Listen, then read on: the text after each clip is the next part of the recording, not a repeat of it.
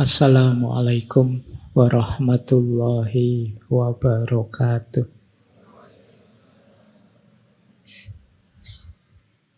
Bismillahirrahmanirrahim. Alhamdulillahi rabbil alamin. Assalatu wassalamu ala asyrafil anbiya'i wal mursalin. Sayyidina wa maulana Muhammadin wa ala alihi wa ashabihi wa man tabi'ahum bi ihsanin ila yaumiddin. Amma ba'du. Bismillah, mari kita lanjutkan lagi belajar kita. Semoga masih tetap bisa istiqomah belajar. Belajar apa saja. Karena di antara fitrahnya manusia itu ya adalah belajar. Tanpa belajar kita tidak bisa jadi manusia yang sebenarnya. Karena manusia tidak seperti makhluknya Allah yang lain. Allah memberi kita potensi-potensi dan daya untuk milih. Cara untuk milih, cara untuk menghidupkan fitrah-fitrah tadi ya tentu saja harus belajar. Baik, kita mengawali tema baru bulan ini. Kita membahas tema ekologi, tema tentang alam. Di tengah banyak keprihatinan kita tentang rusaknya, kacaunya dunia dan alam di sekeliling kita. Termasuk ya bencana-bencana khususnya oleh kelakuan kita. Termasuk ancaman-ancaman belakangan rame megatrust lah dan lain sebagainya. Ayo kita kembali lagi belajar. Ini tema yang kalau kita tanyakan pada siapa saja, semua jawabnya penting. Dan semua sudah tahu kok sebenarnya bagaimana bersikap yang baik terhadap alam, yang tidak merusak dan lain sebagainya. Tapi sebagian besar kita masih berhenti di tahu. Belum naik kelas ke sadar. Makanya tema bulan ini kita fokus mereview, belajar lagi tentang bagaimana kita berinteraksi yang baik dengan alam.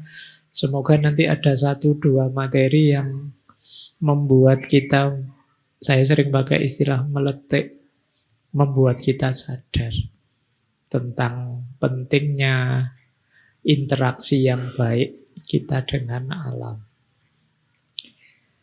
Oke ya.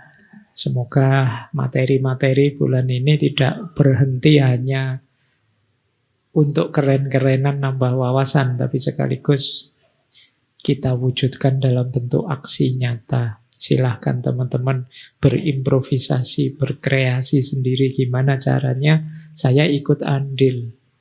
Meskipun hanya untuk skup diri kita individu.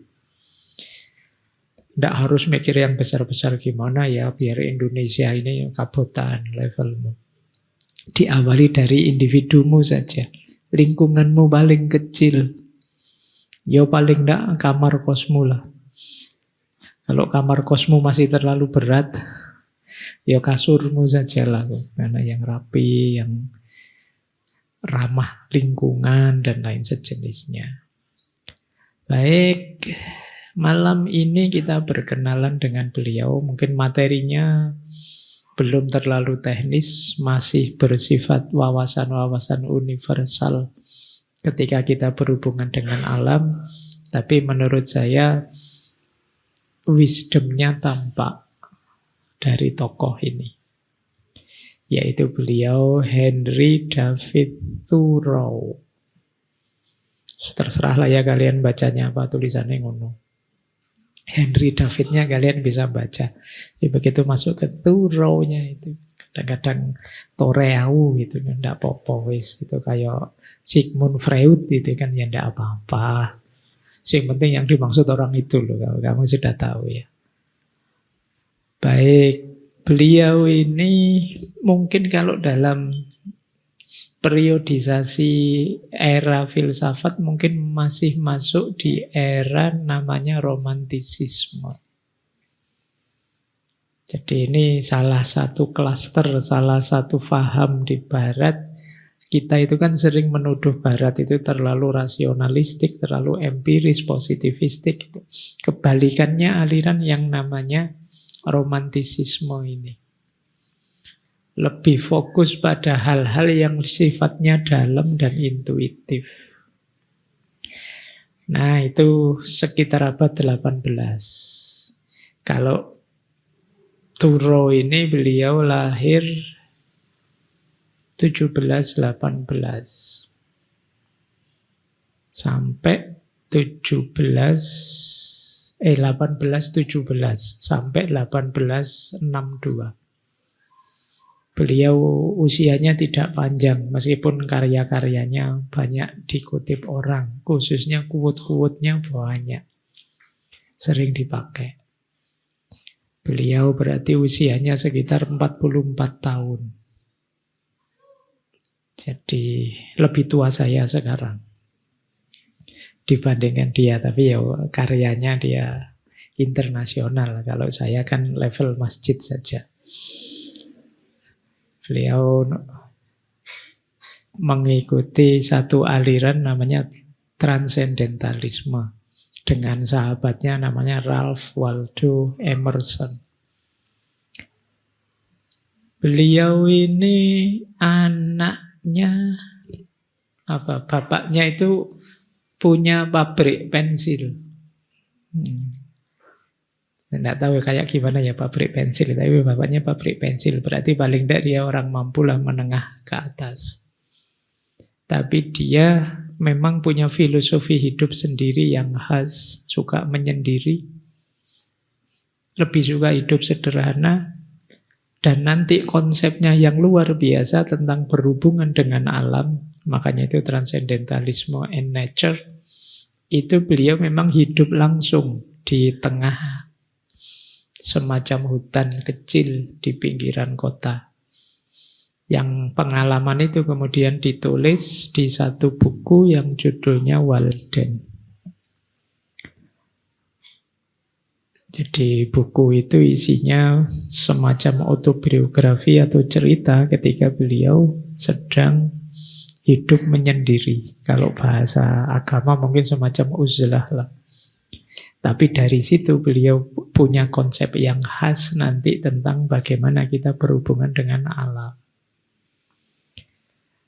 Beliau tidak menikah. Mungkin tidak sempat ya, karena sibuk mikir, sibuk merumuskan ilmu, sibuk belajar filsafat dan lain sebagainya, jadi tidak sempat menikah. Tapi bahagia. Bahagia versi beliau sendiri. Saya tidak tahu, mungkin nanti ada banyak quote yang cocok sama teman-teman. Hidup menyendiri, hidup sederhana, kemudian lebih cinta dengan alam daripada dengan manusia, dan seterusnya. Baik, meskipun beliau pernah nyoba ingin nikah. Ada cerita umur 28 tahun beliau melamar perempuan, tapi ditolak. Ya, jadi mungkin alam juga tidak mengizinkan dia nikah. Karena hidupnya pinginnya untuk alam. Baik, kita belajar ya tentang orang ini. Bismillah, kita mulai. Kita dengarkan dulu. Ini dari sahabat beliau yang ngomentari, yang sama-sama punya aliran namanya transcendentalisme. Ralph Waldo Emerson. Dia mengomentari Thoreau itu seperti ini. Thoreau itu dia tidak punya profesi apapun. Dia tidak pernah menikah. Dia hidup sendiri. Dia tidak pernah ke gereja. Berarti kalian boleh jadi alasan kayak saya Pak, tidak pernah ke masjid. Ya. Dia tidak pernah milih. Milih mungkin pilihan umum ya. Dia menolak bayar pajak. Mirip sekali sama kalian lama-lama. Pada negara, dia punya alasannya sendiri. Dia tidak makan daging. Nah, tambah mirip sama kalian. Kalau kalian mungkin ada tambahannya, kecuali ada yang bayari. Kalau beli sendiri nggak nyampe. Dia tidak makan daging, dia tidak minum anggur. Dia tidak pernah tahu kegunaan tembakau, berarti tidak ngerokok. Dan meskipun seorang naturalis, dia tidak menggunakan perangkap maupun senjata. Ya, naturalis itu kan biasanya hidup alami, tapi dia juga alami pun ya tidak nyiksa-nyiksa makhluk hidup yang lain, binatang, dia berburu dan lain sebagainya, tidak begitu. Dia memilih dengan bijak, tidak diragukan lagi. Untuk dirinya sendiri, apa yang dia pilih menjadi bujangan dalam hal pemikiran dan alam. Jadi dia ingin jadi orang yang murni, baik dalam pemikiran maupun dalam hidup nyata bersama alam. Dia tidak punya bakat untuk jadi kaya dan tahu bagaimana caranya menjadi miskin. Enak ya, tidak bakat kaya tapi tahu caranya miskin.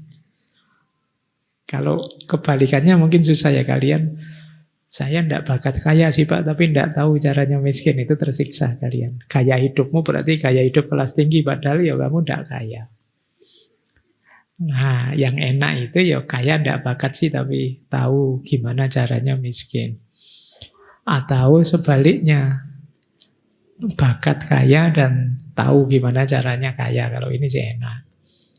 Tapi Thoreau ini karena hidupnya sangat sederhana, makanya disebut oleh Emerson dan tahu gimana caranya miskin tanpa sedikit pun tanda-tanda kesengsaraan atau ketidaksopanan. Jadi melarat tapi masih bermartabat.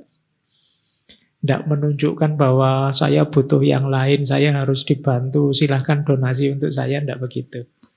Itu yang dia sebut tahu gimana caranya jadi miskin. Tanpa harus kehilangan martabat. Nah, ini mungkin kalian perlu belajar yang seperti ini.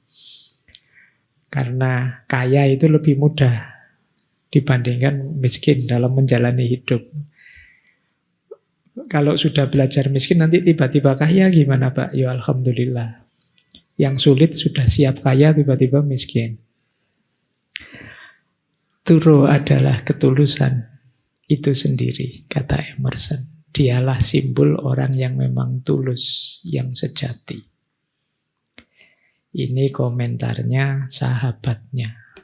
Ini semacam testimoni, endorse-nya Emerson pada Thoreau. Kita lanjutkan. Kita belajar dulu tentang alirannya. Dua tokoh ini, Emerson dan Thoreau, itu masuk transendentalisme. Transendentalisme itu satu gerakan filosofis, juga kadang disebut gerakan sastra, yang muncul di awal abad 19 di Amerika.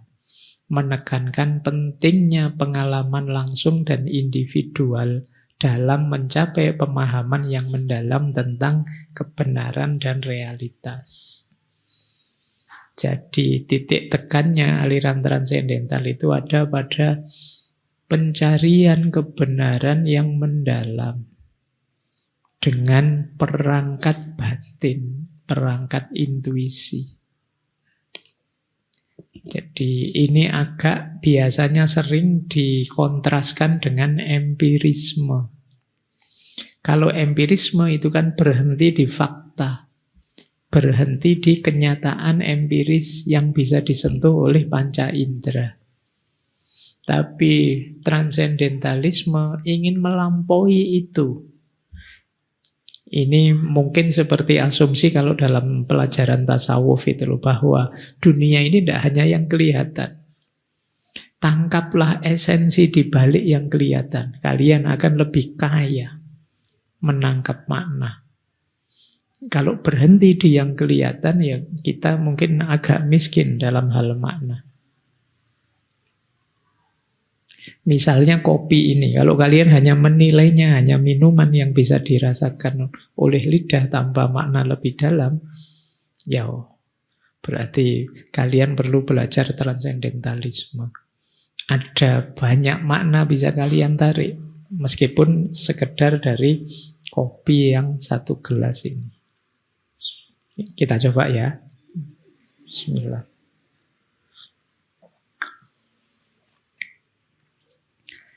Nggak usah nunggu saya bilang nggak ada.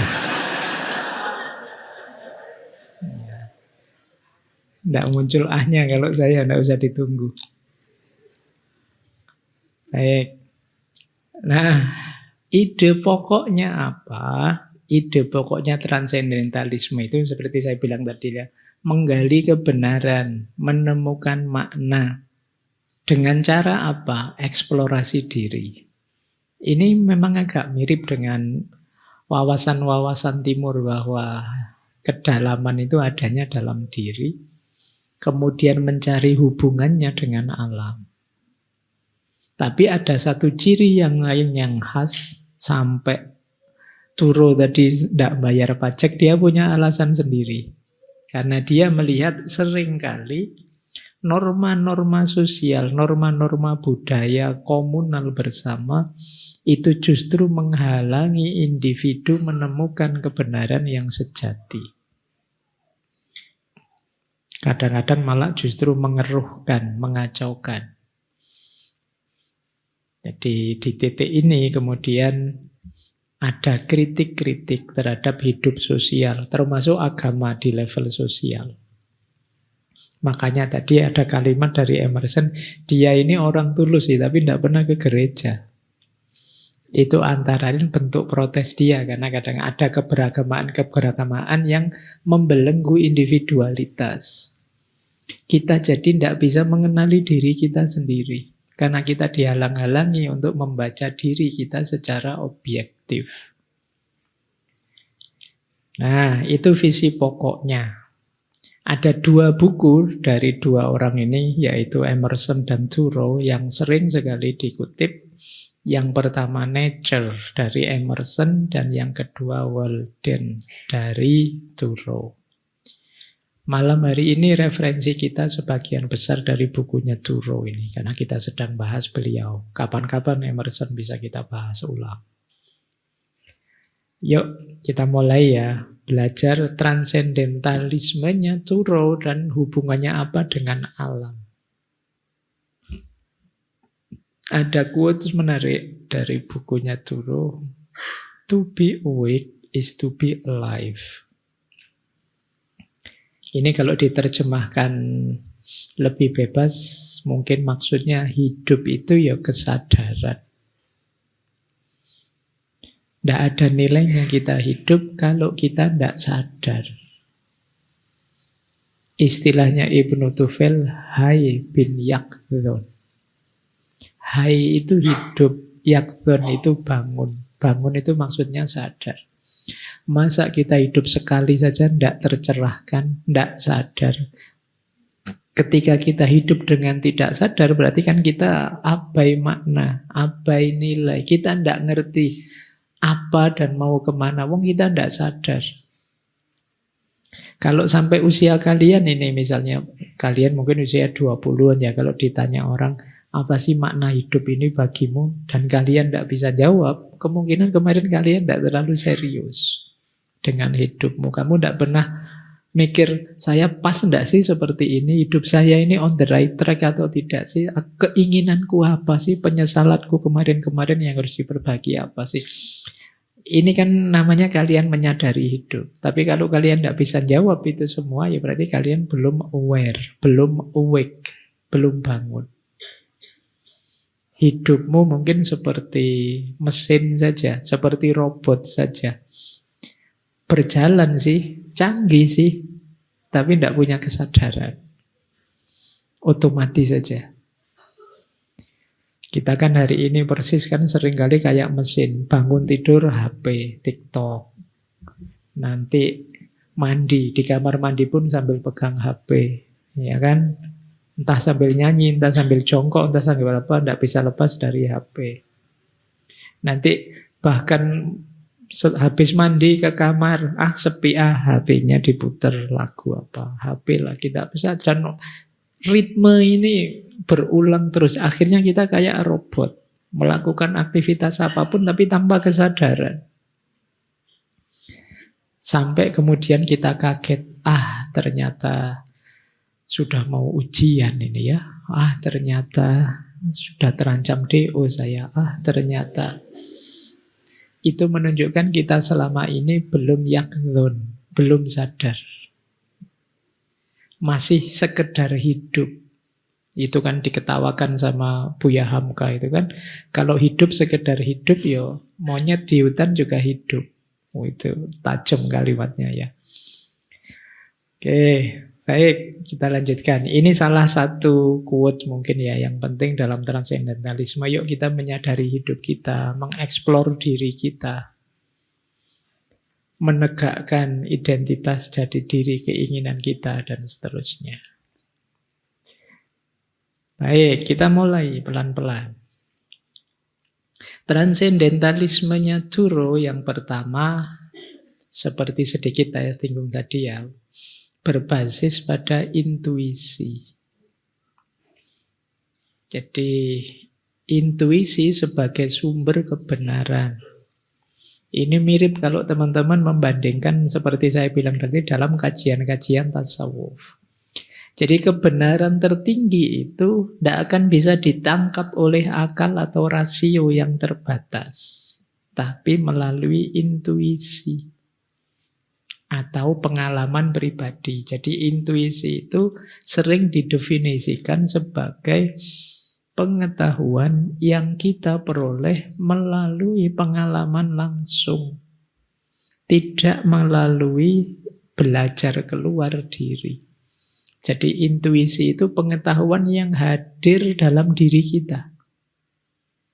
Bisa lewat pengalaman, kalau dalam agama kadang-kadang bisa saja dianugerahkan langsung oleh Allah. Jadi itu intuisi. Kalau orang Jawa menyebutnya rasa. Dalam bahasa Arab disebut dzauq. Jadi pengetahuan secara intuitif. Jadi bagi yang fokus pada intuisi akan tahu bahwa pengetahuan intuitif ini pengetahuan yang akurasinya paling valid bagi seorang individu. Kenapa? Karena dia ngalami langsung. Pengetahuan itu hadir langsung dalam dirinya. Ibaratnya misalnya pahitnya kopi yang tadi saya minum, itu yang tahu paling akurat saya. Karena saya minum langsung. Meskipun nanti terus tak ceritain ke kalian.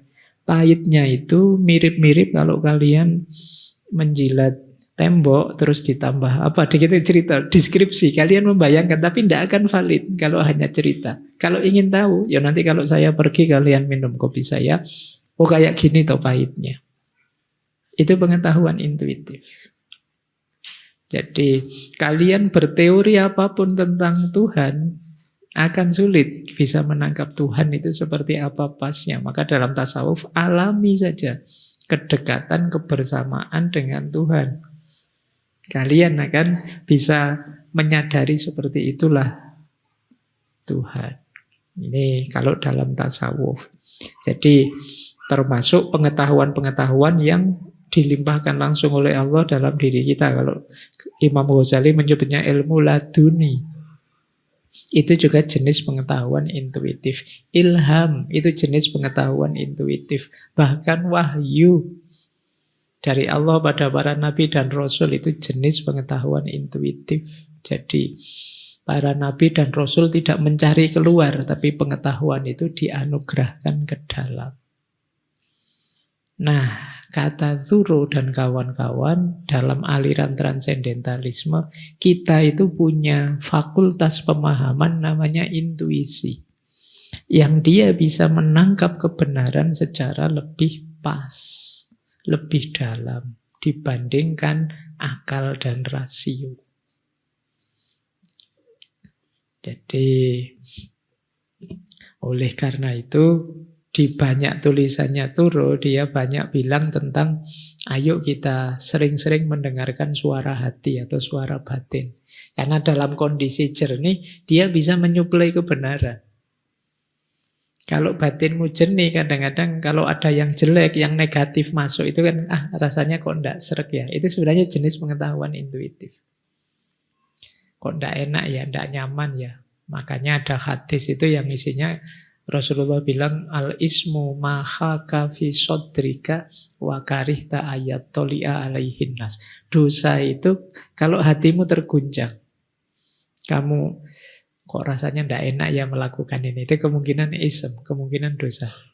Tapi kalau hatimu jernih ya, kecuali kalau hatimu gelap ya mungkin kamu ndak enak-enak aja Pak. Nah itu mungkin hatimu agak ndak beres. Harusnya dalam kondisi jernih, hatimu, nuranimu bisa menangkap hal yang negatif. Nah, intuisi jadi alat yang banyak dikedepankan oleh transendentalisme. Berarti dalam diri lebih penting daripada luar diri. Oke, ada quote menarik dari Thoreau. Ini dulu ya, yang dalam diri. What lies behind us and what lies ahead of us are tiny matters compared to what lies within us. Apa yang ada di belakang kita dan apa yang ada di depan kita itu lebih sepele, lebih tidak penting dibandingkan apa yang ada dalam diri kita. Jadi dunia sekeliling kita itu tergantung diri kita. Jadi mungkin kemarin kita belajar teori tentang mindset itu ya. Ngajinya sih seperti ini.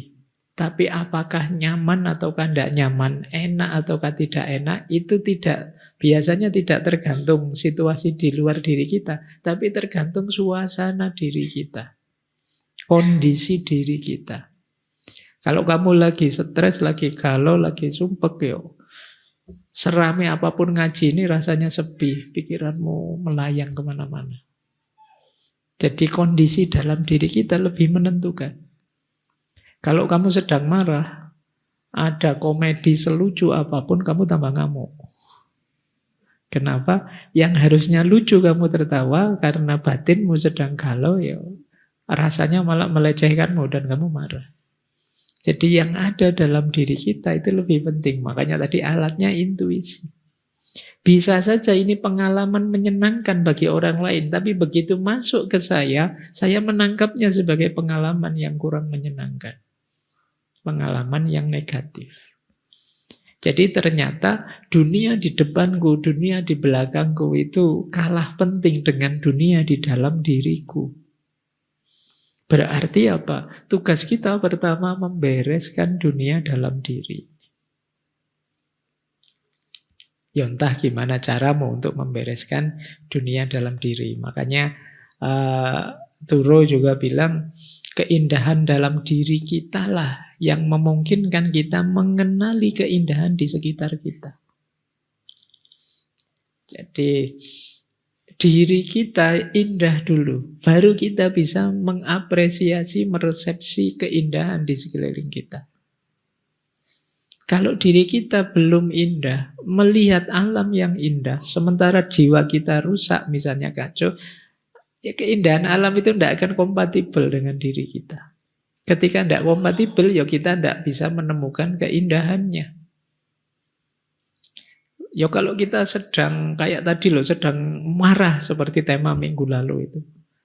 Sedang panas-panasnya marah, meskipun kamu ada di pinggir laut yang begitu indahnya, atau di atas gunung, kamu sedang muncak terus nonton sunrise. Tapi kalau kemarahan itu masih meletup dalam dirimu, ya sunrise nggak sunrise-sunrisean. Pikiranmu kan mesti gitu. Ayolah ke laut, Allah ndak laut-lautan. Kenapa? Jiwamu sedang tidak kompatibel dengan keindahan yang ada di luar dirimu. Jadi hanya diri yang indah yang bisa mengapresiasi keindahan. Makanya kadang-kadang kan kamu heran, Pak, orang-orang kok suka ya dengan itu, saya kok tidak. Jangan-jangan jiwamu tidak kompatibel dengan yang sedang disukai banyak orang. Jadi kuncinya tetap dalam diri kita. Baik, jadi keindahan diri kita lah yang memungkinkan kita mengenali keindahan di sekitar kita. Intuisi tadi menurut Thoreau harus kita arahkan sebagai jalan untuk menangkap kebenaran dalam hidup. Penting bagi kita untuk hidup dalam kebenaran. Ini sebenarnya di konsep semua filosof juga begitu. Teman-teman juga ngerti di banyak teori filsafat yang fokus pada kebenaran. Thoreau juga begitu. Ya intuisi, ya alat kita untuk menangkap kebenaran. Makanya dia bilang, ada quote terkenal sekali dari Thoreau, bukan cinta, uang, atau ketenaran. Berikan padaku kebenaran, kata Thoreau. Kenapa? Ini sebenarnya ya masuk akal saja sih. Begitu kita memegang kebenaran, cinta akan hadir. Ketika cinta akan hadir, ya kita akan sangat serius menjalani hidup kita. Kita akan memberikan yang terbaik untuk hidup kita. Saat kita memberikan yang terbaik untuk hidup kita, apalagi sekedar uang, pasti dia akan datang. Kalau uang sudah datang, betapa hidup kita berlimpah ruah, betapa hidup kita banyak berguna untuk orang lain, ketenaran juga pasti datang. Jadi, kalau di Jakarta ada sultan ini, sultan mana, nah, kamu bisa bikin sultan daerahmu sendiri. Jadi dengan uangmu, dengan ketenaranmu, diawali dari cintamu, tapi basicnya kebenaran. Kalau kalian hanya mencari uang dan ketenaran, pasti kalian tidak akan dapat kebenaran juga cinta. Kalau kalian hanya cinta saja, tanpa peduli kebenaran, kalian akan jatuh pada falling in love, tapi tidak mampu standing for love. Kamu benar-benar jatuh sudah. Itu gunanya kebenaran. Maka kata Thoreau, beri aku cinta, bukan uang, bukan ketenaran, tapi beri aku kebenaran. Kalian mau belajar ngaji filsafat sampai edisi 400 sekian, itu kan sebenarnya hidden di baliknya kamu ingin hidup dengan benar. Maka jangan lupa, inilah sebenarnya yang kita kejar. Mungkin nanti kalian tanya, apa sih Pak kebenaran itu? Definisinya luas, sulit, tidak karu-karuan. Jawabannya Thoreau apa? Tangkap dan rasakan dengan intuisimu. Jadi, pikiranmu mungkin bisa ngeyel. Pak, benar itu kan macam-macam Pak. Perspektif ini, perspektif itu. Bisa benar menurut saya, tidak benar menurut orang lain. Ya monggo saja. Tapi kalau versinya Thoreau, tangkaplah tidak dengan akalmu, tangkaplah dengan intuisimu. Sayangnya di sekolahan tidak ada pelajaran untuk mendayagunakan intuisi ini. Di pendidikan ya alat yang paling kita pakai kan akal sama panca indera saja. Itu yang kita sebut positivisme, positivistik. Kalau untuk hal-hal yang jenis-jenis intuisi, naluri, nurani, imajinasi, itu mungkin hanya jurusan tertentu yang intensif bahas itu. Padahal ini penting untuk menangkap kebenaran yang derajatnya lebih dalam, yang kita sebut intuisi ini. Baik, kita lanjutkan. Itu tadi yang pertama. Jadi kunci pertama transendentalisme adalah intuisi. Kita lanjutkan ya. Yang kedua, ini juga unik. Jadi titik tekannya transendentalisme ada pada individualisme dan kebebasan pribadi. Kalian harus jadi manusia yang otentik versi dirimu sendiri. Bahkan nanti di pikirannya Thoreau, setiap orang itu dengan intuisinya bisa langsung mengakses kebenaran apapun, termasuk kebenaran spiritual dan kebenaran moral. Tanpa harus kalian belajar keluar. Jadi sederhananya begini. Dengan hati nuranimu, suara hatimu saja, kamu tahu kok mana baik, mana buruk. Itu yang dia maksud kebenaran moral tadi. Kebenaran spiritual juga begitu. Kalau hatimu jernih, pikiranmu jernih, kamu tahu kok bahwa alam semesta ini tidak sekedar yang kelihatan.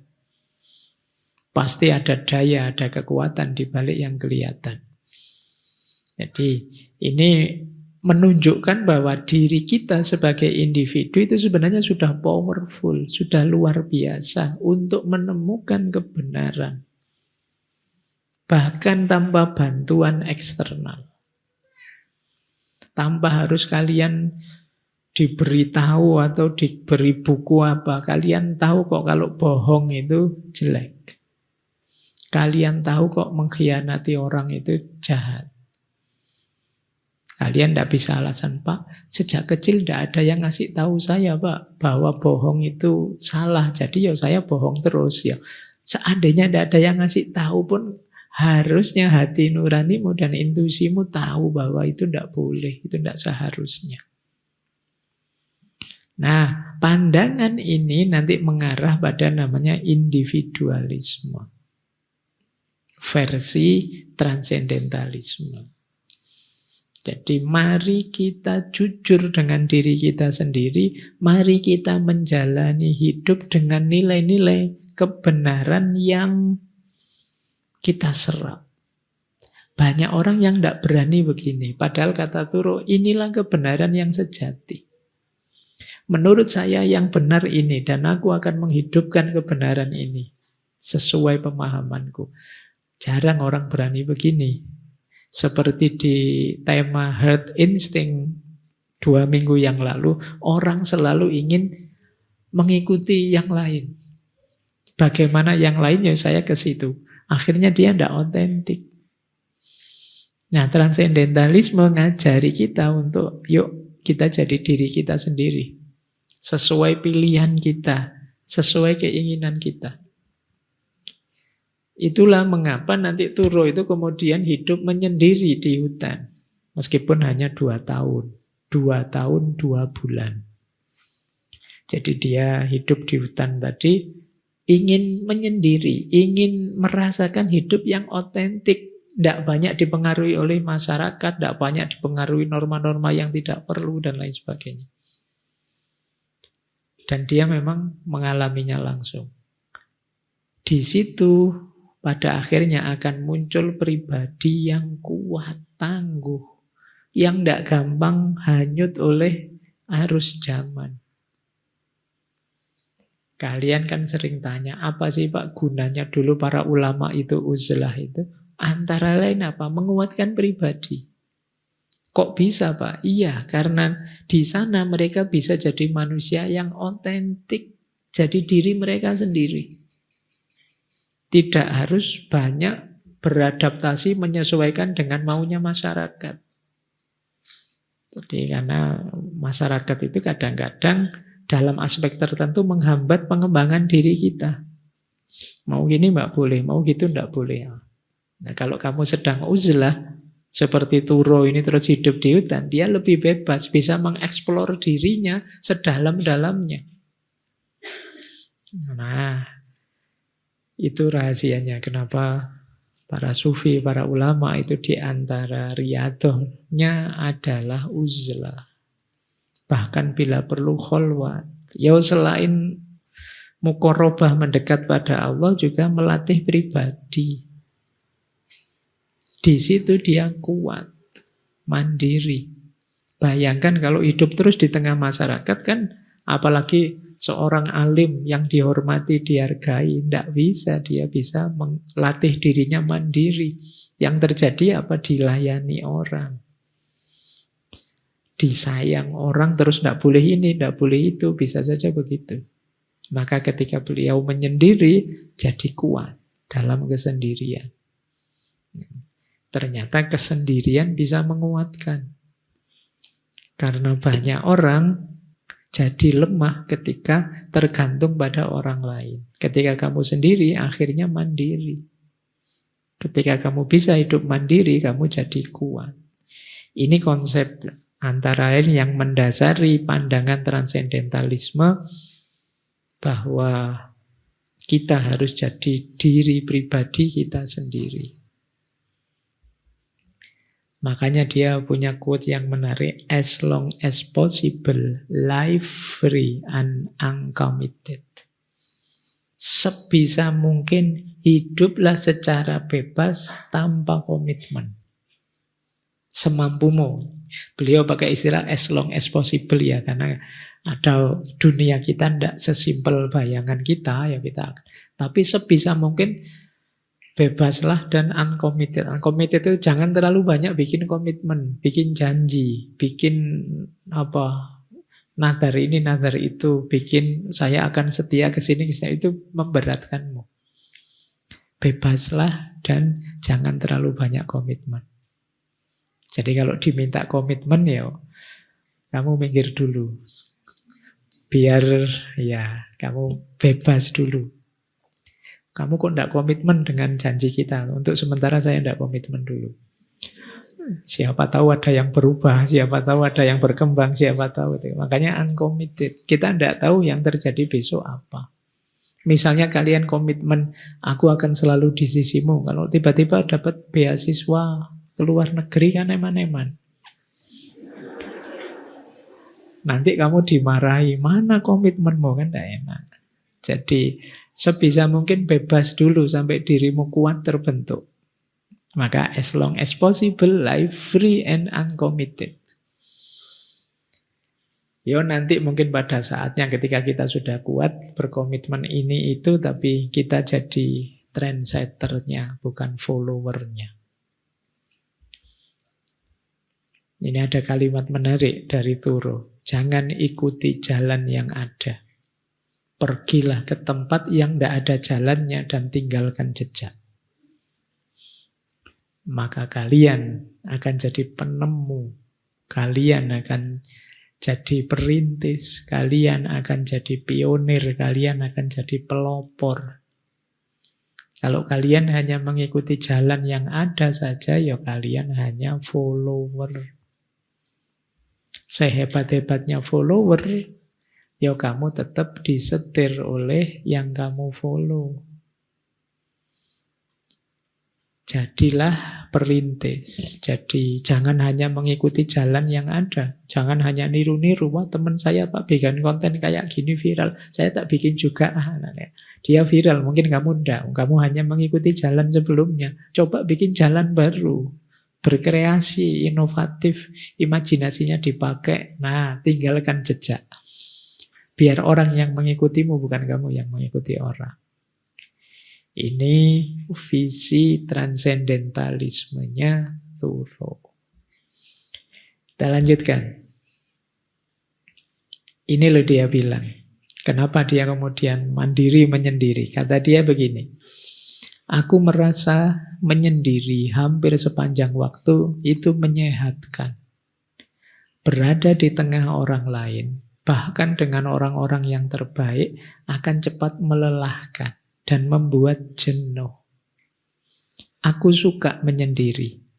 Aku tidak pernah menemukan teman yang lebih menyenangkan daripada kesendirian. Jadi, kesendirian itu teman yang paling setia.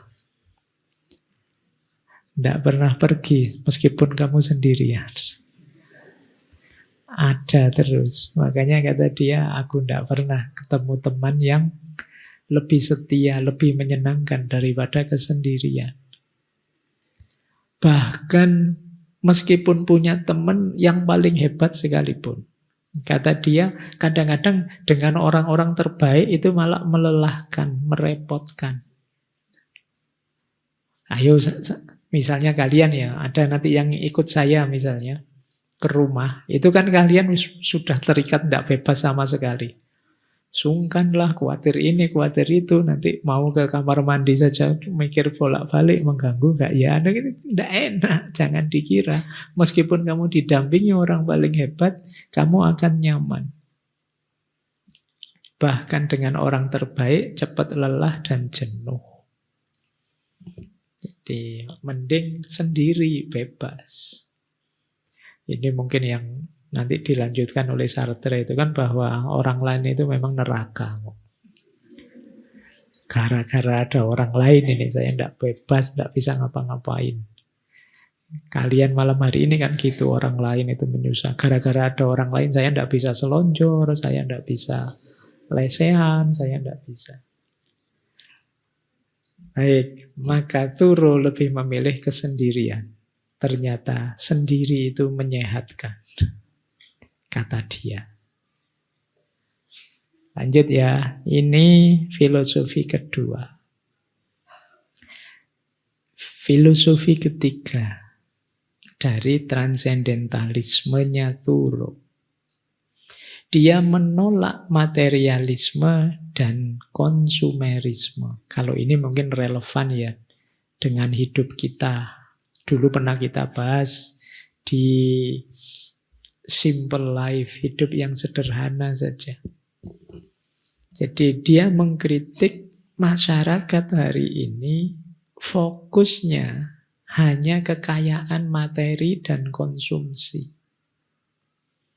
Sebagian besar isi pikiranmu hari ini mungkin ya, Pak, setelah kuliah kan saya harus kerja, setelah itu nikah, setelah itu memenuhi kebutuhan beli rumah, beli mobil itu. Dan sejarah hidupmu selesai dengan konsumsi. Puncak capaianmu adalah punya rumah, punya mobil, menyekolahkan anak sukses di sekitar itu. Dan itu dikritik oleh Thoreau. Kata dia, hidup kok hanya fokus ke materi dan konsumsi. Padahal bahagia itu terletak dalam kesederhanaan dan keseimbangan dengan alam. Jadi kenapa sih kok orang itu selalu orientasinya ke materi? Padahal materi itu kan hakikatnya hanya mengantarkan pada kebahagiaan.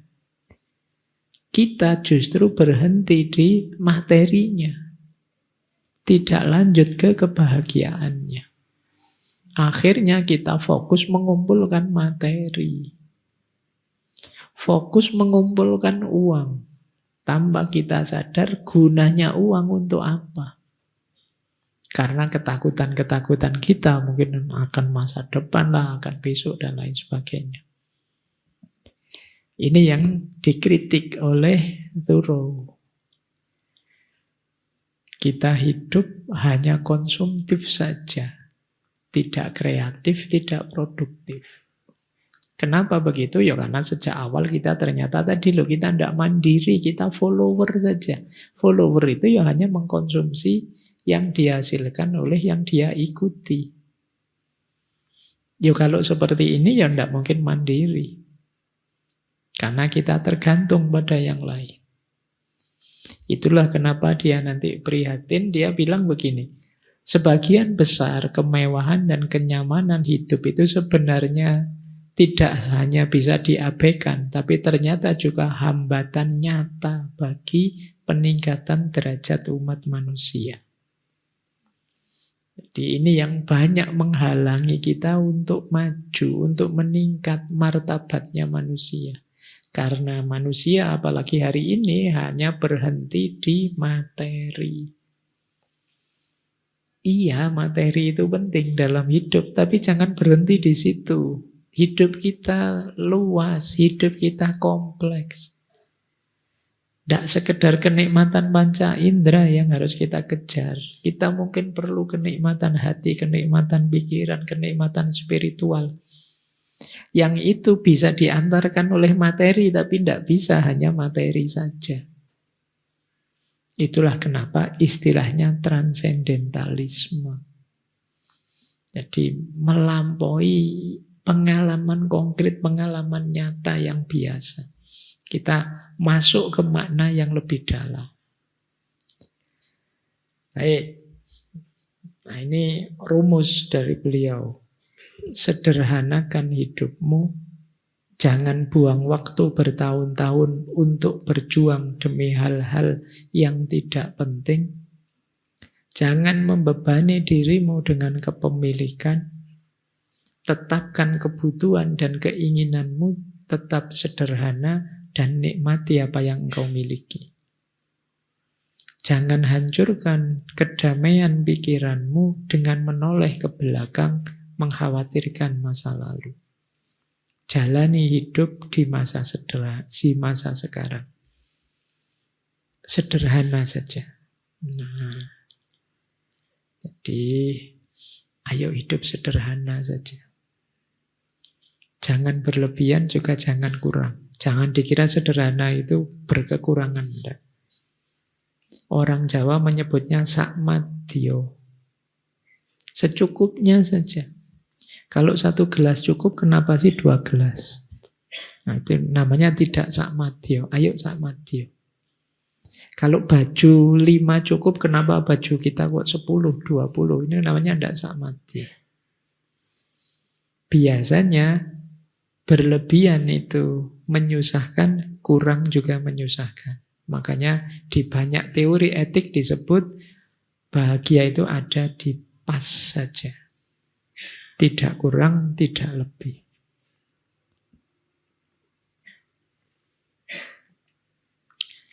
Pengen beli rumah mewah, pas uangnya. Pengen beli mobil, pas uangnya. Itu namanya enak ya.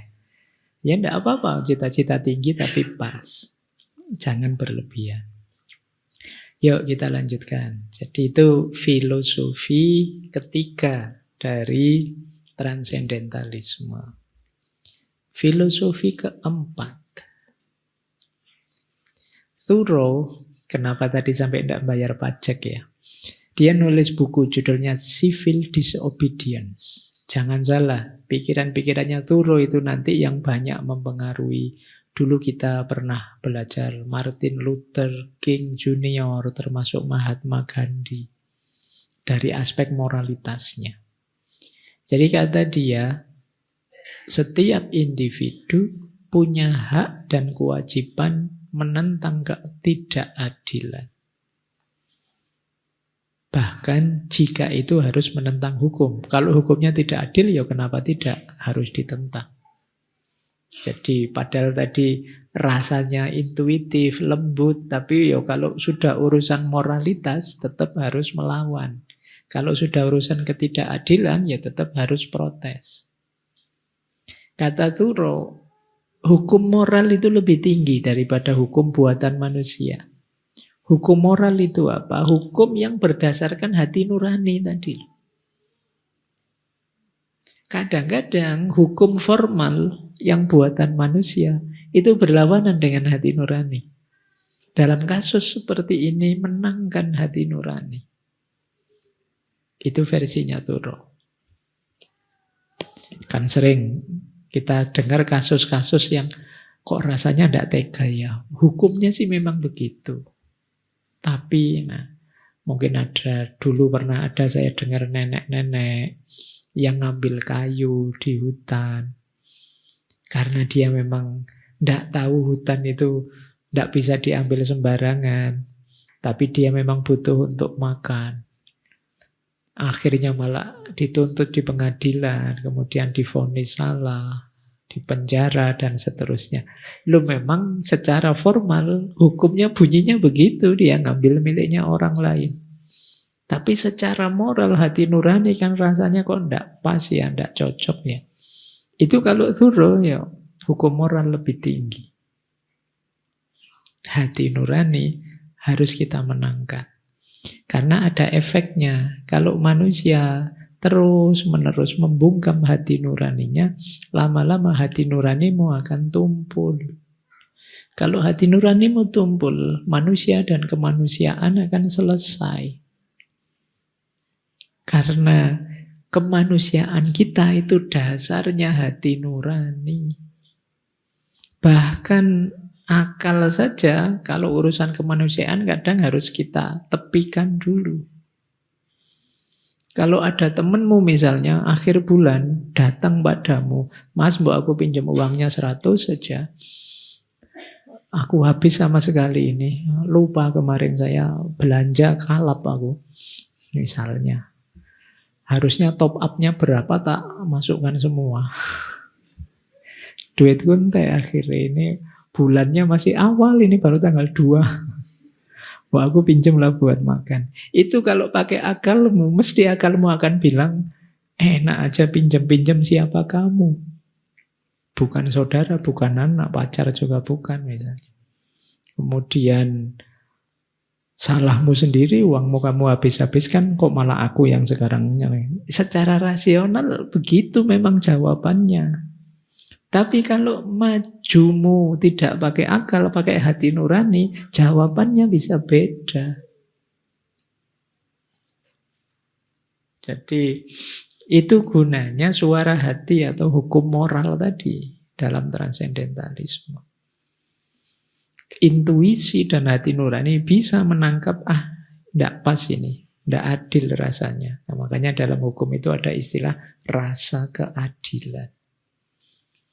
Rasa keadilan ini penting juga jadi pertimbangan selain formalitas hukum. Jadi bila perlu melawan. Di antara latihan yang diajarkan oleh Thoreau, ya melawan kalau ada ketidakadilan. Kata beliau menarik, ketidakpatuhan adalah dasar dari kebebasan yang sejati. Orang yang hanya bisa patuh pasti pada akhirnya jadi budak nanti. Itu kuat ya. Ini jangan kamu bawa ke kampus. Nanti kamu dimarahi dosenmu, dimarahi di kampus. Kok enggak pernah masuk? Kamu diperintah enggak patuh, diberi tugas enggak jalan. Wah, saya ikut Thoreau, Pak. Kata Thoreau, ketidakpatuhan itu dasar kebebasan yang sejati. Ya, sederhananya gini loh, kalau mentalmu hanya kamu latih untuk patuh saja, menerima saja, ya tentu saja kamu tidak jadi dirimu sendiri karena kamu hanya diatur dan diarahkan oleh orang lain. Pada akhirnya ya persis kamu akan jadi budak. Jangan salah, Thoreau ini termasuk pejuang abolisi pada eranya abolisi. Itu pembebasan para budak pada zamannya. Jadi dia sangat keras menyuarakan pembebasan para budak. Bahkan beliau ini sering diam-diam membantu budak yang mau melarikan diri. Kalau diceritanya sih dengan cara dibelikan tiket kereta terus biar minggat kemana, biar tidak jadi budak lagi. Karena Eropa era itu masih melegalkan perbudakan. Jadi kalau ada orang kritik, wah Islam zaman dulu membolehkan perbudakan. Ya bahkan Eropa sampai era modern juga masih ada perbudakan. Ya, meskipun kemudian dihapuskan, zamannya memang begitu. Dan Thoreau ini termasuk yang sangat keras menyuarakan anti perbudakan. Jadi beliau nulis buku yang judulnya Slavery, saya lupa terus, in Massachusetts. Beliau kan lahir dari sana. Beliau sering melihat budak yang disiksa oleh tuannya.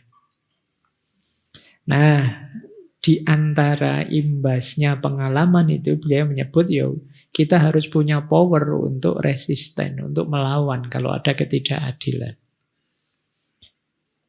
Kita harus mampu untuk tidak patuh kalau itu memang tidak cocok, tidak sesuai dengan nurani kita.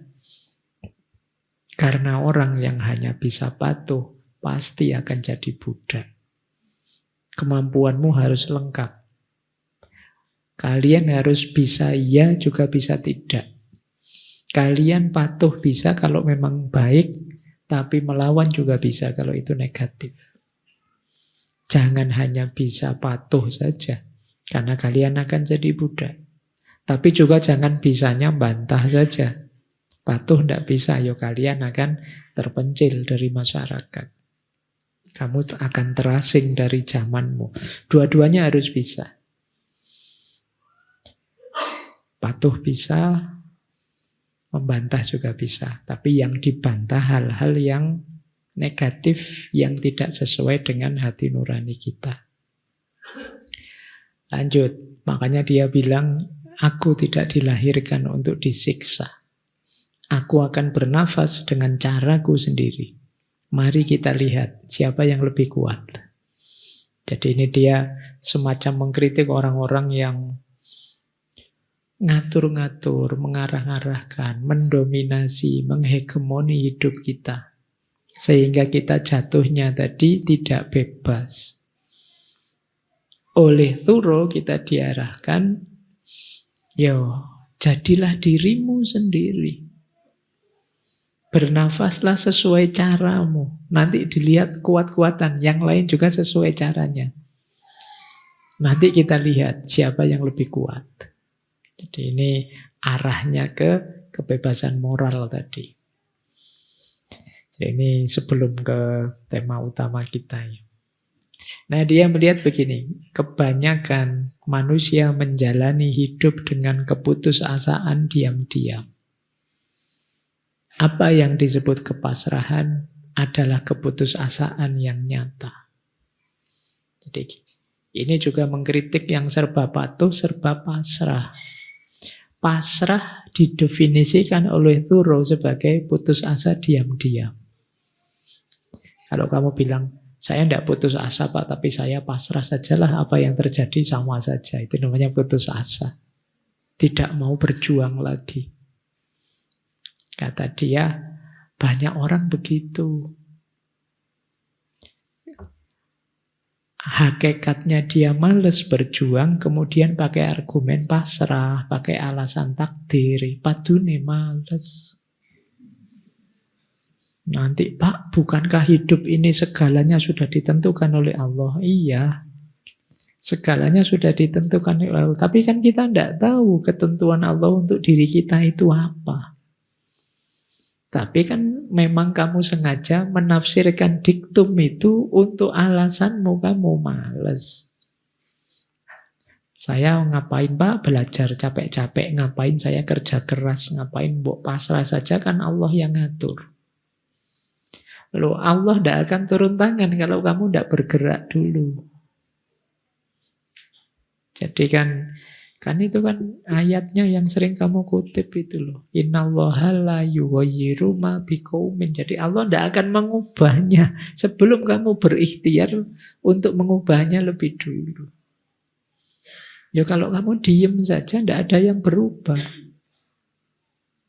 Kamu nunggu saja, Allah ya bingung loh. Kamu meneng wae mungkin sudah puas. Ya sudah. Geraklah untuk mengubah, nanti Allah akan yughayyir. Kalau kamu tidak mengubah, ya tidak akan ada yang berubah. Baik, jadi ini wawasan transendentalisme yang keempat. Ini nanti pelan-pelan, nanti memuncak di hubungan dengan alam. Yang kelima,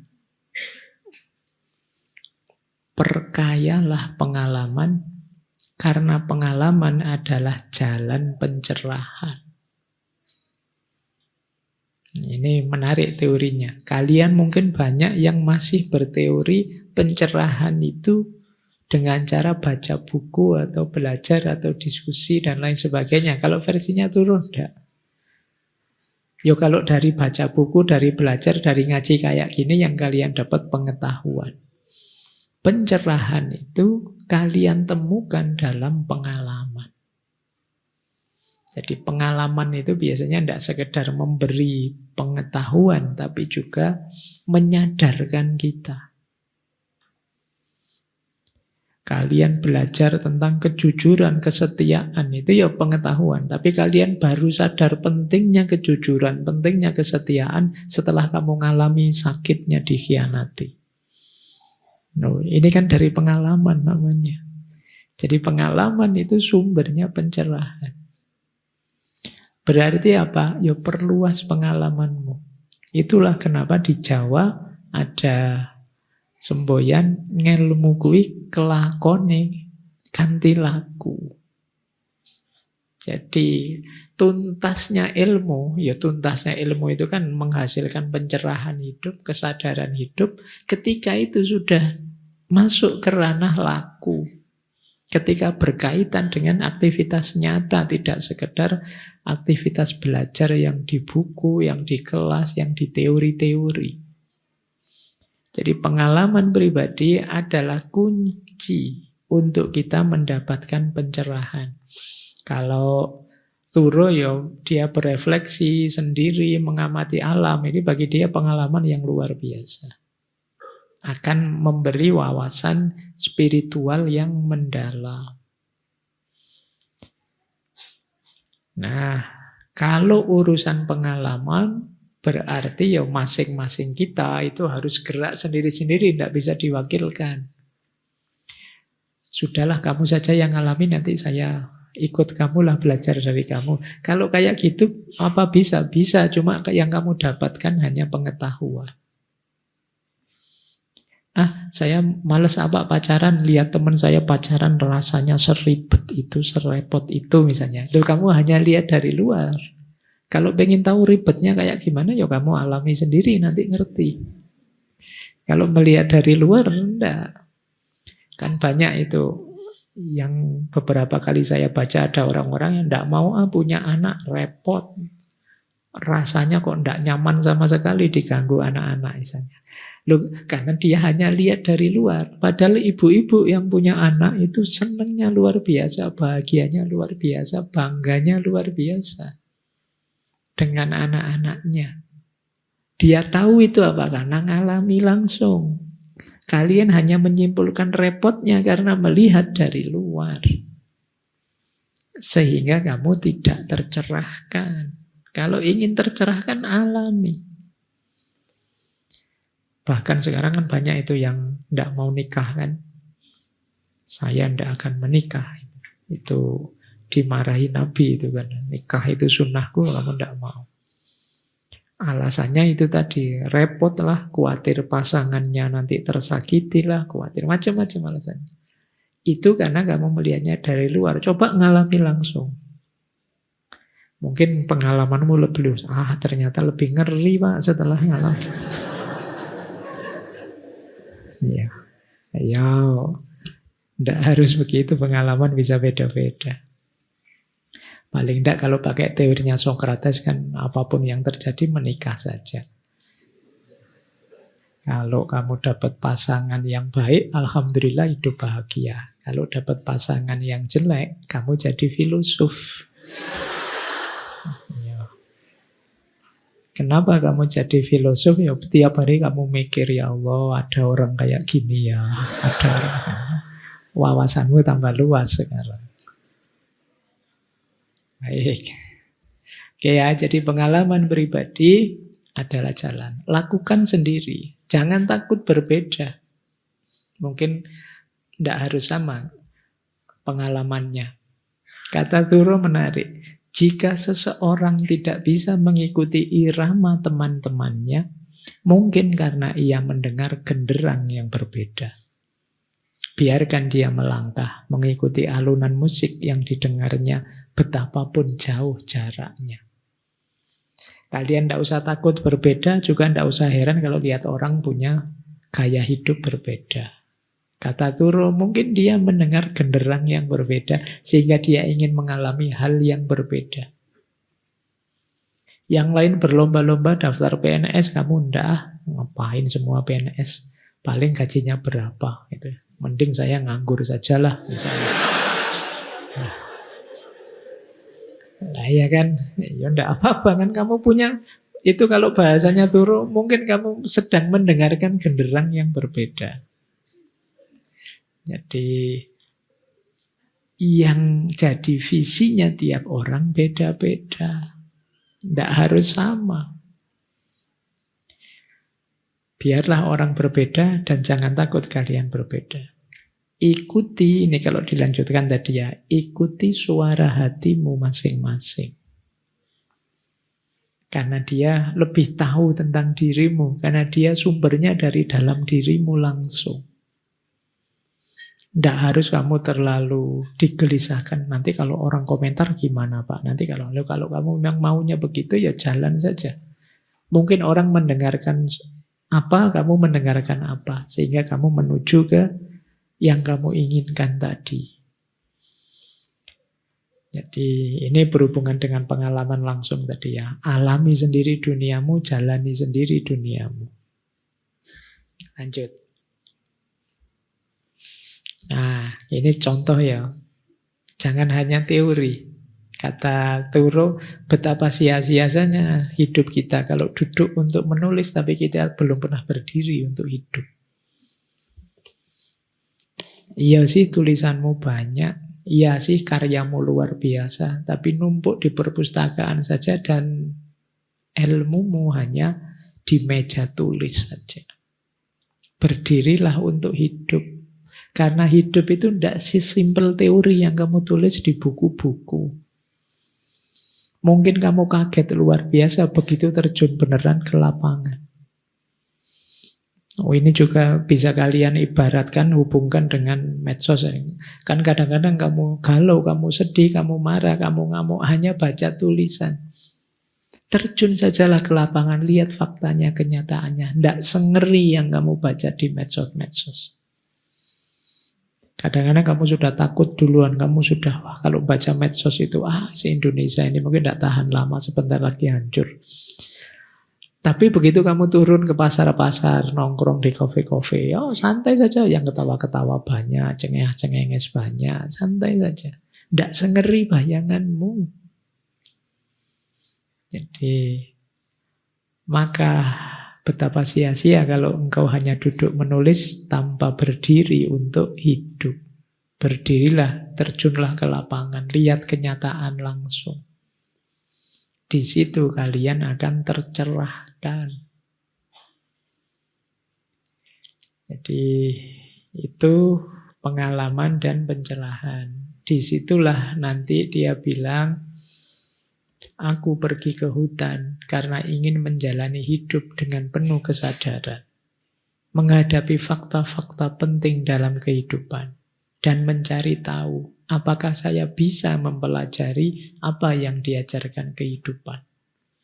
Dan jangan sampai saat akan mati nanti baru menyadari bahwa aku belum hidup ternyata. Hiduplah sekarang. Terjun ke gelanggang, ke lapangan, nikmati hidupmu. Rayakan masalah demi masalah yang kamu hadapi, karena disitulah kamu tambah kuat, tambah tercerahkan. Tentu saja ada banyak masalah, tentu saja ada banyak tantangan. Hadapi itu, maka kalian akan jadi orang hebat. Ini kunci dari transendentalisme. Lanjut ya, ini masih belum sampai ke alam ini. Nanti terakhir, pada puncaknya adalah hubungan dengan alam. Yang nomor 6, transendentalismenya Thoreau itu adalah pandangan yang percaya bahwa manusia itu hakikatnya baik.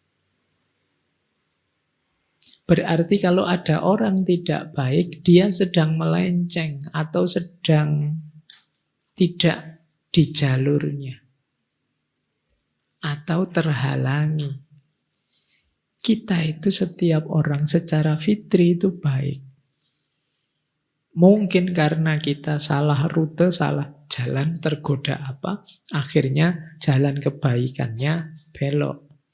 Atau tertutupi pikiran kita, tertutupi fitrah kita oleh hal-hal duniawi, oleh masyarakat, oleh idola-idola kita. Pikiran-pikiran yang mengganggu kita selama ini, akhirnya kebaikan itu tersisihkan.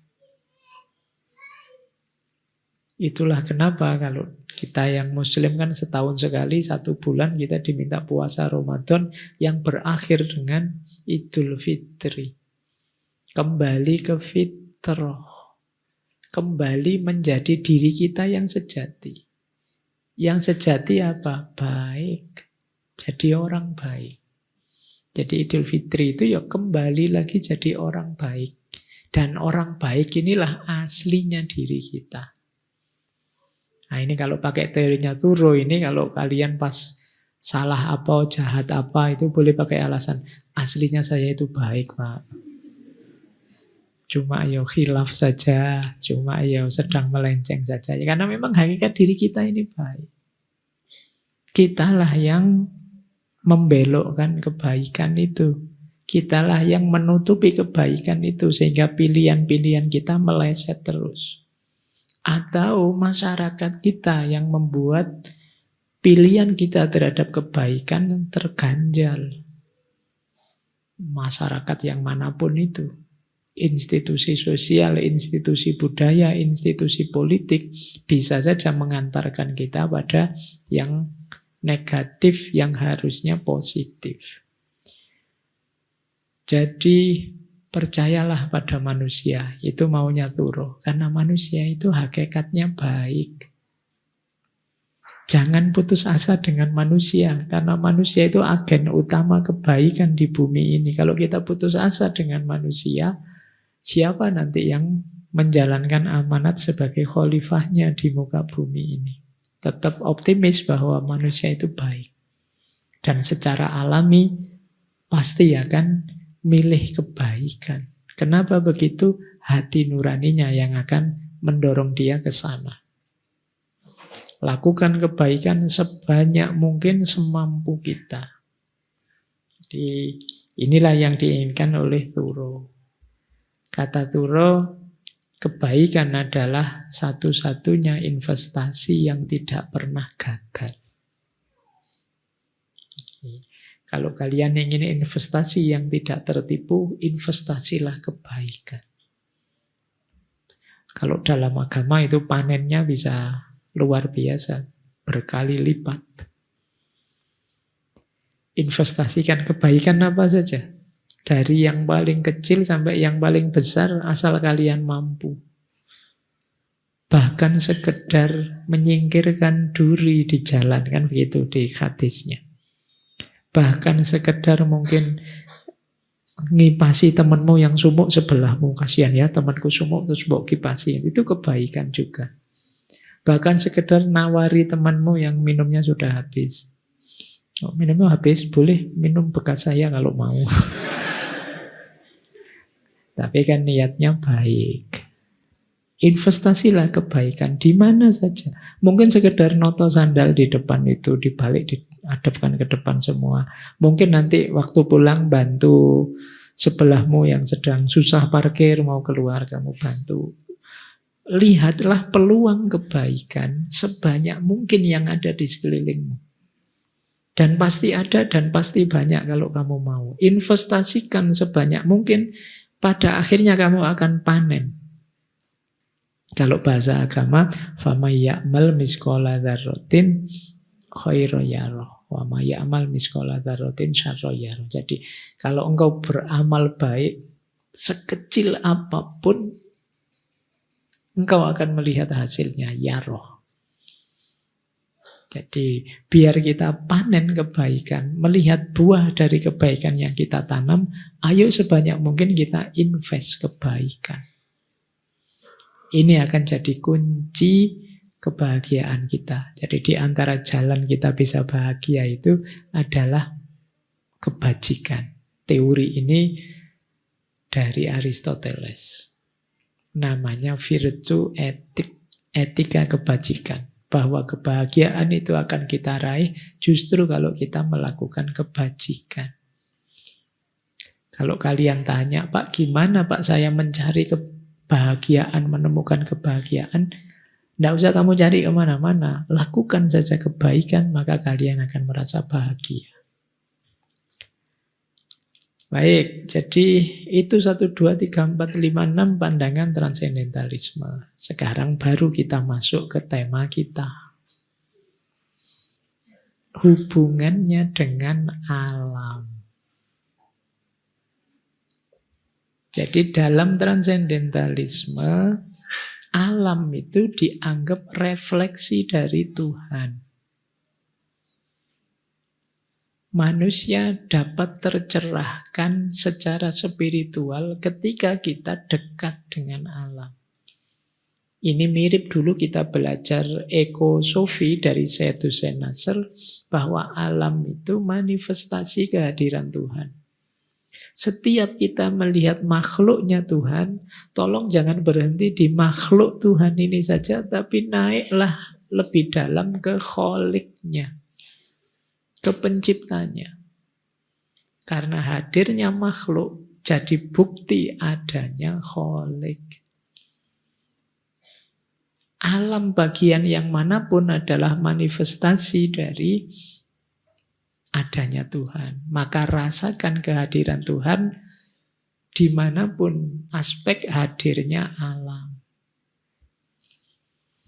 Nah, ini dirasakan oleh Thoreau di buku beliau yang tadi, yang beliau tulis, yang judulnya Walden tadi. Jadi alam itu memberi banyak pada kita. Nanti beliau punya teorinya sendiri apa saja yang kita dapat dari alam. Tapi alam itu penting karena dia memanifestasikan hadirnya Tuhan. Diawali dari sinilah maka kita diminta untuk melestarikan, kita diminta untuk memperbaiki, kita diminta untuk menjaga, kita diminta untuk merecovery kalau ada kerusakan-kerusakan. Karena memang itu khusus amanat untuk kita manusia sebagai khalifahnya. Lebih dari itu, dia bisa jadi jalan pencerahan kita. Tadi kan kita mencari pencerahan itu. Bisa jadi jalan spiritual kita untuk dekat dengan Tuhan.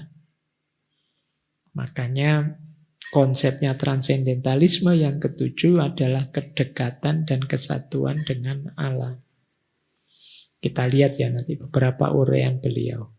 Ada quotes yang menarik tentang alam. Kata Thoreau, apa gunanya sebuah rumah jika engkau tidak punya planet yang layak untuk menaruhnya?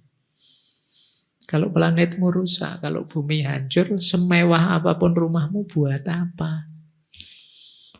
Fondasi yang paling dasar itu ya bumi ini dari rumahmu. Tidak ada gunanya. Jadi ini sebenarnya ilustrasi sederhana, simpel saja. Kenapa kok capek-capek kita harus peduli dengan alam? Peduli dengan alam itu sebenarnya peduli dengan kita. Peduli dengan manusia. Jangan dikira peduli dengan alam itu sesuatu yang di luar diri kita. Ini menyangkut kita sendiri, menyangkut rumah kita. Kebutuhan primernya manusia itu kan sandang, pangan, papan. Papan secara luas itu ya alam semesta ini. Kalau alam semesta ini rusak, berarti kebutuhan kita yang paling primer tidak tersedia. Yaitu tempat tinggal yang nyaman. Maka apa gunanya rumah jika engkau tidak punya planet yang layak untuk menaruhnya? Ini Henry David Thoreau. Yuk, kalau kita kan selama ini di pikiran kita apa gunanya rumah kalau tidak ada isinya kan begitu.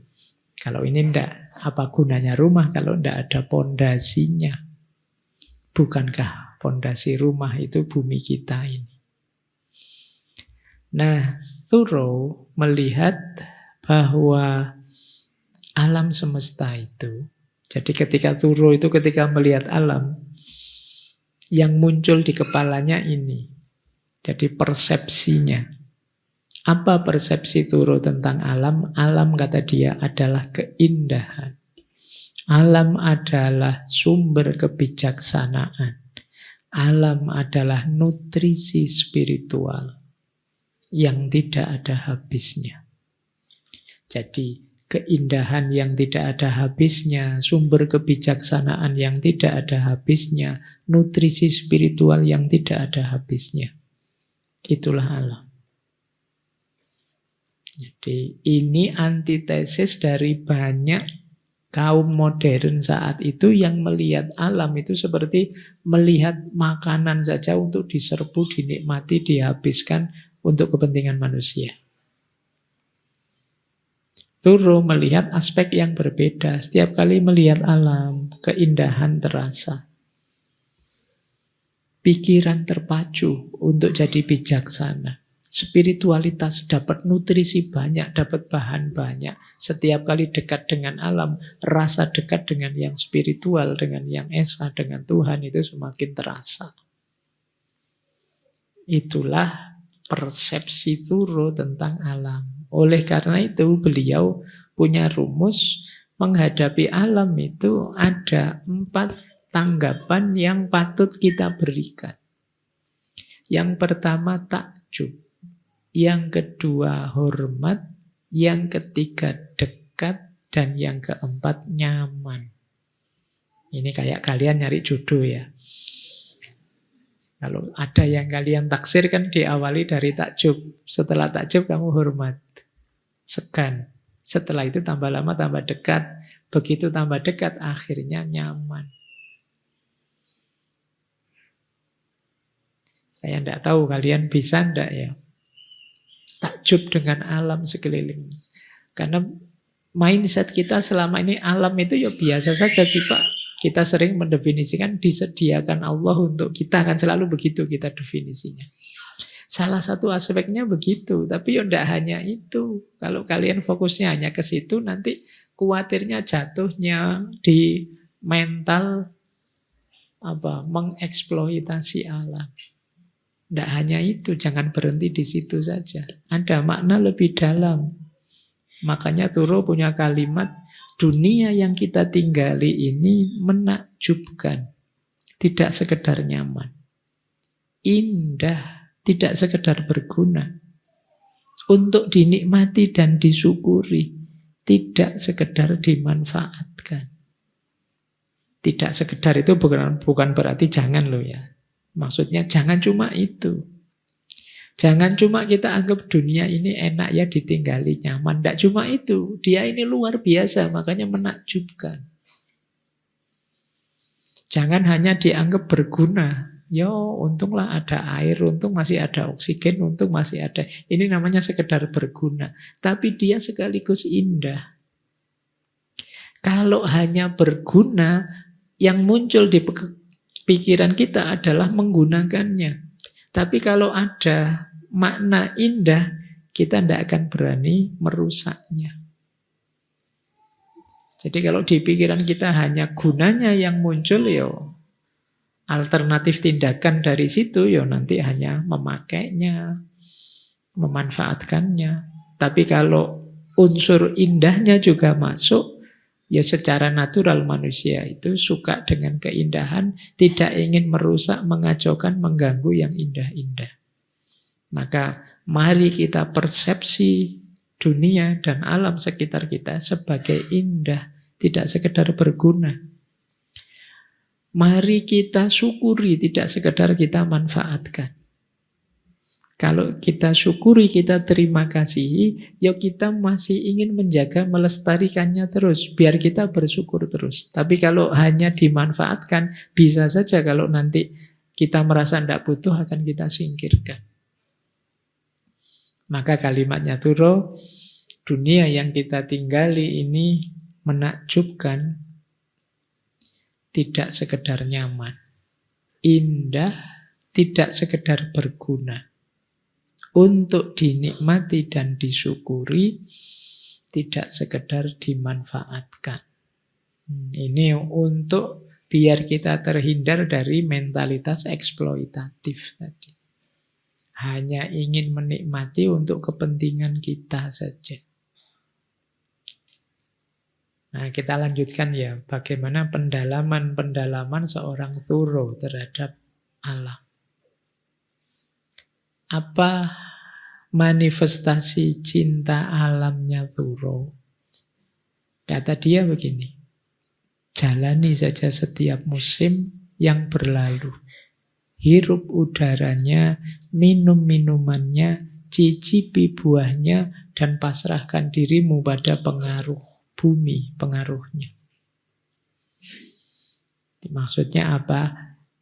Ikuti ritme dan situasinya. Nikmati, syukuri. Ya memang manusia itu karakternya serba mengeluh, serba sambat. Panas sambat, hujan sambat. Sudah mendung sejak kemarin, gak udan sumuk, dok sumpek aku sambat. Hujan juga begitu, aduh mau berangkat ngaji hujan, nanti saja hujan itu kok namanya. Kamu sambat terus. Kamu tidak menikmati. Selalu melihat sudut pandang negatif. Ya memang manusia itu khuliqa halu'a, diciptakan selalu berkeluh kesah. Tapi kalian akan jauh lebih bahagia kalau bisa mengalir sesuai ritmenya alam. Nanti buku Walden itu isinya nanti ada musim semi, ada musim gugur, ada sesuai dengan perkembangan cuaca. Buku ini unik, ada semacam autobiografinya, ada kayak novelnya, ada puisinya, ada. Jadi quote-quote-nya juga banyak. Jadi cinta kita pada alam kita manifestasikan dengan cara mengikuti ritmenya. Kita nikmati apa saja yang dihidangkan oleh alam pada kita. Dia terus mengkritik Thoreau ini. Aku mencintai alam antara lain karena dia bukan manusia. Jadi karena alam itu tidak kayak manusia. Justru karena alam itu jauh dari manusia. Di tengah-tengahnya, di tengah-tengah alam, saya bisa gembira dengan sukacita yang penuh. Jika dunia ini sepenuhnya manusia, aku tidak akan mampu mengembangkan diri. Aku akan kehilangan semua harapan. Manusia adalah kendala dan alam adalah kebebasan. Manusia membuat saya menginginkan dunia lain. Alam membuat saya puas dengan dunia ini. Ini jadi kata Thoreau.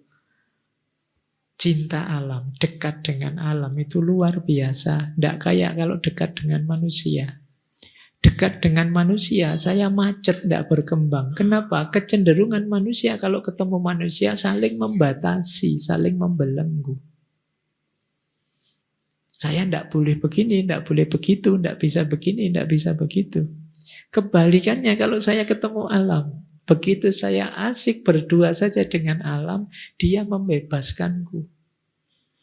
Mau melakukan apa saja bisa dengan alam. Jadi berhadapan dengan manusia, aku tidak mampu mengembangkan diri dan kehilangan semua harapan.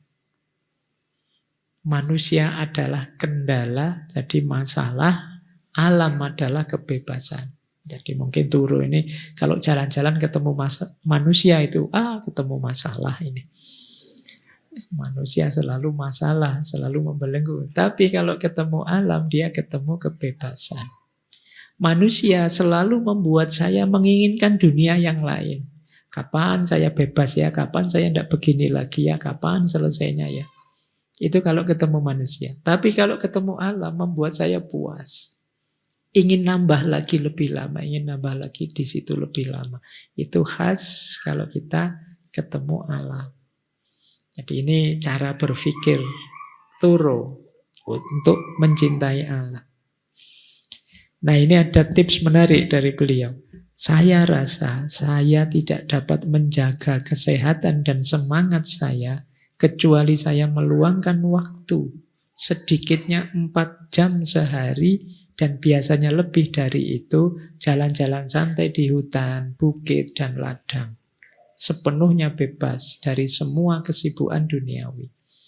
Jadi beliau waktu uzlah tadi, waktu di hutan tadi, hidup 2 tahun itu, tiap hari jalan-jalan sedikitnya 4 jam. Di hutan, di bukit, di ladang. Dan bagi dia, ya karena itu saya sehat dan tetap semangat. Nah kayak kita ya, kita mungkin 4 jamnya pegang HP. 4 jamnya rebahan, 4 jamnya itu. Jalan-jalannya ya mungkin seminggu sekali. Itu pun dihitung ketat pakai smartwatch. Wah, alhamdulillah sudah 8.000 langkah hari ini gitu. Ya, padahal yang separuh sambil naik motor itu. Jadi kamu pelit sekali dengan hitungan langkahmu ya. Nggak malah turun 4 jam sekali jalan. Tapi itulah sumber semangatnya dia. Kata dia begitu. Nah kita lanjutkan. Ada efeknya. Apa efeknya hubungan dengan alam? Kata dia, karena keintimanku dengan alam, aku merasa terasing dengan manusia. Ketertarikanku pada matahari dan bulan di pagi dan sore hari memaksaku untuk menyendiri. Pada akhirnya dia merasa manusia tidak asik. Dekat dengan manusia tadi kan banyak ada gangguan-gangguan. Maka dia lebih tertarik untuk lebih akrab lagi dengan alam, dengan matahari, dengan bulan, dan lain sebagainya. Nah, beliau lanjutkan lagi. Betapa pentingnya keterhubungan yang terus-menerus dengan alam dan merenungi fenomena alam bagi kesehatan moral dan intelektual. Tadi sudah banyak penjelasan ya tentang moral dan intelektual. Meskipun pelajaran di sekolah atau bisnis tidak akan pernah bisa memberikan ketenangan seperti itu pada pikiran. Jadi hubungan dengan alam yang baik itu sehat secara moral dan secara intelektual. Sementara kadang-kadang hubungan dengan manusia tambah dekat, tambah ketergantungan. Kalau pas dia negatif, kita akan terpengaruh negatif. Moral bisa rusak, intelektual bisa kacau. Nah, terus dia mengkritik. Dia ada teori menarik begini. Jika seorang pria berjalan di hutan karena cinta setengah hari, ia akan dianggap pemalas. Kayak tadi loh, dia 4 jam jalan-jalan di hutan, itu mungkin kita akan menyebutnya Allah pemalas. Ya, dia tidak kerja Pak, tidak kuliah Pak, enak saja jalan-jalan. Kalau kita tidak. Jadi kalau ada orang jalan-jalan di hutan setengah hari saja akan dianggap pemalas. Tapi jika dia menghabiskan hari-harinya sebagai spekulan, menebang hutan, menggugurkan tanah sebelum waktunya, dia akan dianggap sebagai warga negara yang pekerja keras dan juga giat. Giat ngerusak tapi. Jadi hari ini itulah anehnya manusia. Orang yang bisa menikmati alam, misalnya kalian ya, seharian di hutan menikmati alam, lihat hutan, lihat gunung, lihat itu. Pulang-pulang mesti dimarahi sama keluargamu, sama orang tuamu. Kalau di kampus dimarahi dosenmu, ngapain aja, ndak belajar, ndak kerja, ndak apa gitu. Tapi kalau kamu aktif kerja di sana, nebang-nebang hutan, menggugurkan apa, itu kamu dijempoli. Ya, gitu dong, kreatif, aktif. Ada usahanya. Itulah manusia hari ini. Hari ini itu harinya sore tadi ya. Abad ke-19 awal. Kalau sekarang kan tidak seperti itu ya. Tidak beda maksudnya. Kita sama saja sikap kita terhadap alam. Baik, jadi itu pendekatan cinta alam versi Torre. Bagaimana kita berhubungan secara dalam dengan alam. Terus ada tips dari Torre tentang cara hidup yang sederhana dan dekat dengan alam. Gimana sih Pak, saya bisa punya mental yang dekat dengan alam? Yang pertama kata dia, kurangi kebutuhan material. Jadi mari lebih fokus ke hal-hal yang esensial. Nanti setelah ini boleh teman-teman nulis ya, saya keinginanku apa saja sih? Tulis satu, mungkin pengen beli laptop baru, mobil, pengen lulus cepat, pengen tulis semua. Terus coretlah yang materi yang seandainya kalian tidak punya juga tidak apa-apa. HP tidak harus semewah ini Pak, yang penting bisalah buat lihat video-video yang itu tercoret.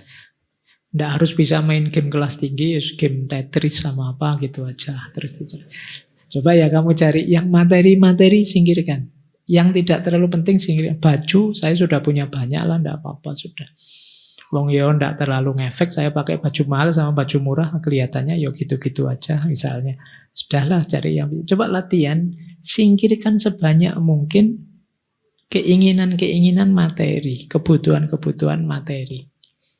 Ambil standar pas saja. Ini dulu kita belajar di minimalis saja. Jadi itu ciri pertama. Itu akan membuat kita lebih mudah untuk dekat dengan alam. Karena kepuasan dan kebahagiaan kita berarti di luar hal-hal yang materi. Yang kedua, lebih dekatlah dengan alam. Kalau turun sampai ke hutan, ya kita cobalah bikin alam kita sendiri, kita bikin yang indah. Jadi mungkin kalian nambah-nambah di rumah, di kos apa, lebih dihijaukan lagi. Mungkin sambil merawat ini itu, ikan kah, burung kah, apalagi. Kucing kah, ada yang pecinta kucing ya, boleh. Yang alami ya, jangan yang imitasi. Nanti, Pak saya banyak kucing cuma di HP. Nanti suara burung tiap pagi Pak, ya ringtone saja sih, cuit-cuit itu ya. Nggak, yang alami beneran. Yang hidup beneran. Nggak apa-apa kalian capek nyiram tiap hari tumbuhan daripada kalian beli bunga yang plastik. Cari yang lebih alami, lebih dekat dengan alam. Ya kalau dulu pakai bahasa law of attraction itu rasakan vibrasinya. Jadi hidup yang lebih dekat dengan alam. Terus hiduplah secara mandiri. Kurangi sebanyak mungkin ketergantungan pada orang lain. Jadi Turo itu waktu di hutan, waktu hidup, dia juga hidupnya dari mana? Memenuhi kebutuhannya, dia nanam sendiri. Ceritanya dia sempat nanam kacang, nanam kentang, bahkan panennya agak banyak sempat dijual. Jadi untuk membeli kebutuhan hidupnya yang lain. Ini mandiri. Dekat dengan alam itu memungkinkan kita bisa mandiri. Ya kalau kalian punya tanaman lombok sendiri, kalian tidak akan tergantung harga lombok naik apa turun. Kalau di rumahmu banyak ayam, terserahlah harga ayam naik apa enggak, aku bisa tetap makan ayam. Harga telur naik, di rumah banyak bebek, banyak ayam, telur tinggal ngambil. Ini namanya mandiri. Dan Turo sudah mencoba itu. Semakin kalian mandiri, semakin kalian hidup nyaman dan dekat dengan Allah. Terus, nah gunanya apa tuh Pak? Kok dekat-dekat saja dengan alam tadi? Tujuannya apa? Kualitas hidup. Ketika kita hidup dengan lebih sederhana dan lebih alami, ada banyak kesempatan untuk kontemplasi dan introspeksi. Ketika banyak ruang untuk kontemplasi dan introspeksi, kita punya banyak kesempatan untuk mengupgrade kualitas hidup kita. Jadi kita bisa hidup sederhana tapi berkualitas. Kalau yang pinter bisa dipakai untuk produktif, melakukan ini, melakukan itu, nulis buku atau melakukan inovasi apa dan lain sebagainya. Jadi cara yang terakhir ini kontemplasi dan introspeksi. Kita merenungi hidup kita tafakur, kita tadabbur. Alam memberi banyak pelajaran pada kita, memberi sumber kebijaksanaan pada kita. Kesanalah kita menuju. Inilah 4 cara untuk kita bisa hidup sederhana dan alami. Pada puncaknya, Turo bilang, my profession is to always find God in nature. Kalau ada yang tanya profesiku apa? Profesiku adalah mencari, menemukan Tuhan di alam. Nah ini puncaknya ranah transenden. Ketemu wilayah spiritual ketuhanan. Jadi pada akhirnya alam akan mengantarkan kita kepada Tuhan. Ciptaan Tuhan akan menjadi tanda hadirnya Tuhan. Disitulah kita menemukan Tuhan. Makanya, my profession is to always find God in nature. Jadi kalau diurut Sejak awal tadi ya teman-teman, transendentalismenya Thoreau itu diawali dari kepercayaan diri bahwa manusia itu hakikatnya baik.